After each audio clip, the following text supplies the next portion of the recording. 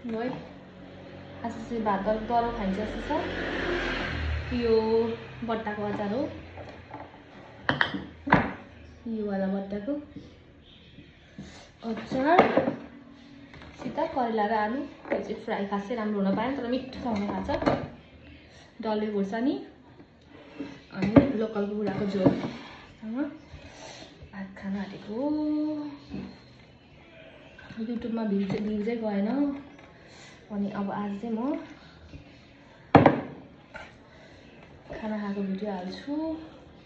मेरो युट्युब मोनिटाइजै भएन, त्यही भएर ल खाएँ है त। हेलो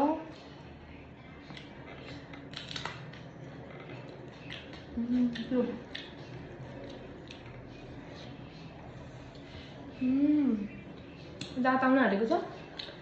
यतापट्टि यहाँ र यहाँ बङ्गाला पलाउँदैछ कि यताको मुख आगो नै भएन ल।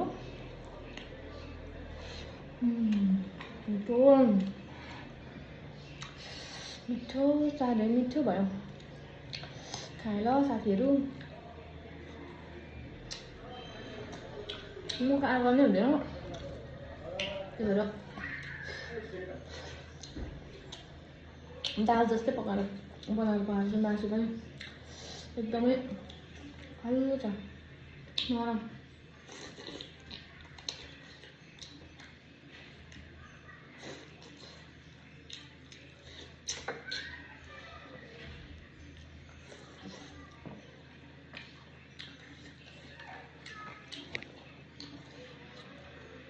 तपाईँहरूले कहाँबाट हेर्दै हुनुहुन्छ कमेन्ट गर्नु होला है त।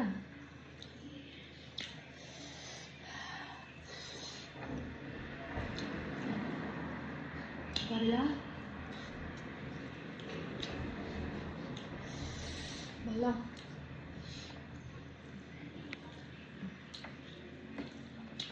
खाना खान पाइयो। थुप्रो बेर भएको थियो पार्कमा खेल्न लगेको, घर जाउँ न भन्दा मान्दैन। उता अगाएर गएको थियो। मलाई चाहिँ त भोक लागेको अहिलेदेखि होइन, केही लिएर पनि गएको थिइनँ। आज फेरि खाजा पनि राम्रोसँगले खाएको थिइनँ। कामबाट आएर सट्ट उसलाई खुवाएर खाना बनाएर हिँडिहालेको। मिठो अचार त कस्तो मिठो छ नि अचार।